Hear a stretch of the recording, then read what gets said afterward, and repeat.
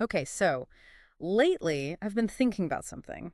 Something you might have been thinking about too. Hmm. You know, in this world that's just increasingly run by artificial intelligence, these systems, they can access and process just, well, vast amounts of info, stuff we can barely even imagine. Right. So where does that leave us? What's the point of, us studying and learning anymore? If AI can do so much, why bother? Yeah, that's a really big question right now, isn't it? Yeah. And it kind of gets right to the heart of how we even relate to knowledge these days. Totally. So today we're going to dive into some pretty fascinating ideas that came out of this system called psychedelic thought architect. Ah, right. Yeah, you can think of it like a tool, one that connects ideas in maybe unexpected ways and might give us some fresh angles on this exact problem. Exactly. So our mission today is really to dig into how AI isn't just changing what we learn, but maybe the whole point, the fundamental purpose of study itself. We want to get a handle on what this actually means for you, for your own growth, intellectually and personally. Okay, so let's start right there then. What do we even mean by study anymore? Is it just facts and figures, memorizing stuff? That's the perfect place to start. We kind of need to question that old definition, don't we? When we hear study, do we just automatically think, okay, memorization, calculation? Yeah, probably. And those are things AI is, well, really, really good at, but Yeah. maybe study is something deeper than that. The source material we looked at brings up some really good analogies here. Oh, yeah.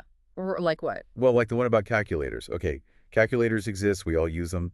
Does that mean we shouldn't bother understanding like basic math principles anymore? Right. Or GPS. If we have maps on our phones, should we just forget how to, read an actual map or even just develop a sense of direction? Exactly. It makes you think, what do we actually lose if we just completely outsource those things? Yeah. These examples, they hint at what the source calls fractal layers of meaning in study. It's not just one simple thing. Fractal layers. Okay. Yeah, it's way more complex, more multifaceted, with ripples and implications we might not see at first glance. Okay. So if AI is this super powerful tool for like processing information, couldn't we just see it as an extension of our own minds, like outsourcing some cognitive load? That's definitely one way to look at it, yeah. Yeah. AI as outsourced intelligence.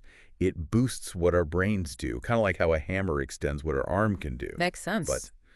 the source brings up this really compelling contrast, the idea of embodied understanding. Embodied understanding. Okay. That sounds different. More than just knowing stuff. What's that about?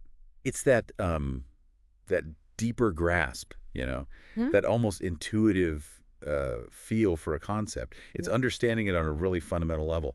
Think about learning an instrument. You can read all the music theory, sure, but the real understanding, that comes from the feel of the guitar, the coordination, the muscle memory you build up just by doing it. Oh, right. Practice. Exactly. Hmm. That kind of integrated, lived understanding. Well, AI being separate just can't replicate that feeling, that embodiment. Okay, I get that. It's not just having the info, it's how it changes you, how it connects with your own experience, which I guess links to that other idea the source mentioned, study as self-shaping.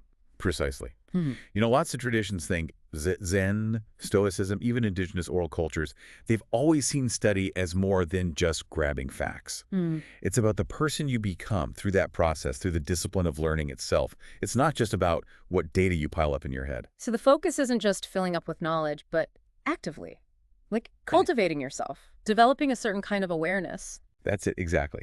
The actual act of engaging with ideas, wrestling with new concepts, trying to fit them into what you already know, Hmm. that fundamentally reshapes your consciousness. It's like you're sculpting your own awareness. Sculpting awareness. I like that. AI can give you the data points, sure, but it can't do that inner transformation for you. So this shifts study from just consuming content to what the source calls consciousness cultivation. Consciousness cultivation. Yeah, think less like filling up a hard drive and more like Hmm. tending a garden. Yeah. You add different things, you weed, you water. Engaging with ideas nourishes your understanding in a way just downloading facts never could. Wow. Okay. That's a really different way to think about learning. And the source also talks about how this role of study has shifted over time, right? Yeah. Especially with AI coming onto the scene. Yes, it lays out this idea of maybe three eras. First, you had the pre-AI era. Mm. Study back then was largely about mastering information you needed for, well, survival, practical stuff, building society. Right. The basics. Then there's the transitional era, which is basically where we are now. This is all about the the hybrid approach, humans and AI working together, this cognitive partnership forming. Okay, so we're in the messy middle bit. What about the next era, the post-AI era? What does study look like then? Well, the source suggests that as AI gets better and better at the number crunching, the data analysis, the information processing, human study is going to pivot Pivot how? towards cultivating the things that are uniquely human. Qualities like wisdom, nuanced judgment, taste, aesthetic appreciation, and maybe most importantly, empathy. So what we actually choose to focus on when we learn, that's changing fundamentally, what are some of the specific shifts the source pointed out? Oh, there's a big move away from just pure memorization towards synthesis. Mm. The skill of connecting different, maybe unrelated pieces of information to create something new, a new insight. Ah, okay. Connecting the dots. Yeah. Yeah.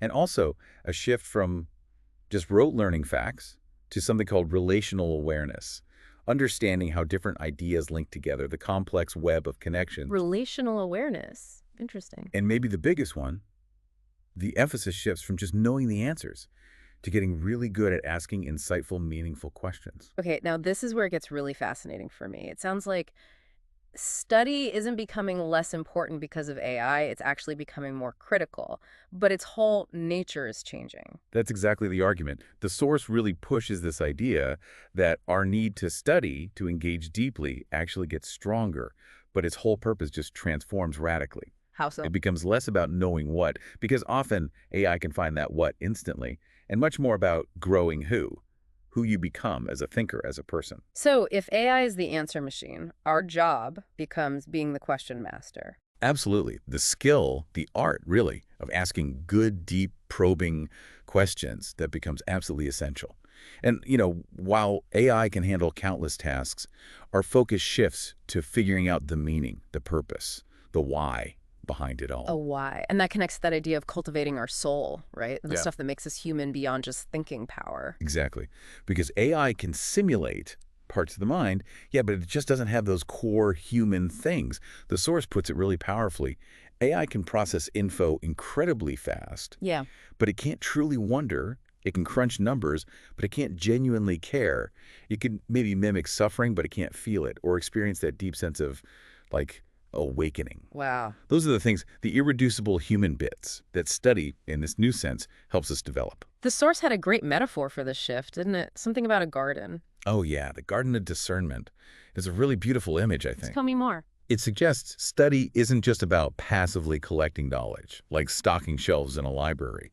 No, it's about actively cultivating your inner understanding, your judgment, your wisdom. So tending the soil of the mind. Exactly, tending that inner soil so that discernment, good judgment, can actually grow and flourish. Yeah. In the age of AI, your mind stops being just a fact warehouse and becomes this cultivated garden. Okay. So wrapping this up a bit, in this age where AI can process information like crazy, our job as learners, it's not about competing with machines on data. Yeah, not at all. It's about something much deeper, much more essentially human. It's about what? Nurturing our wisdom, sharpening how we think critically. Yeah, and cultivating that deeper, more nuanced understanding both of the world out there and, just as importantly, our own inner world. Which brings us right back to that question the source asks, aimed directly at you, the listener. How will you study differently now in this changing world? What new ways of learning, what new things to focus on, what new ways of finding meaning? What will you explore? It's definitely food for thought for all of us. It really is. And maybe the final thought to leave you with is this. Look, AI can process information at speeds we can't comprehend. That's a given. Right.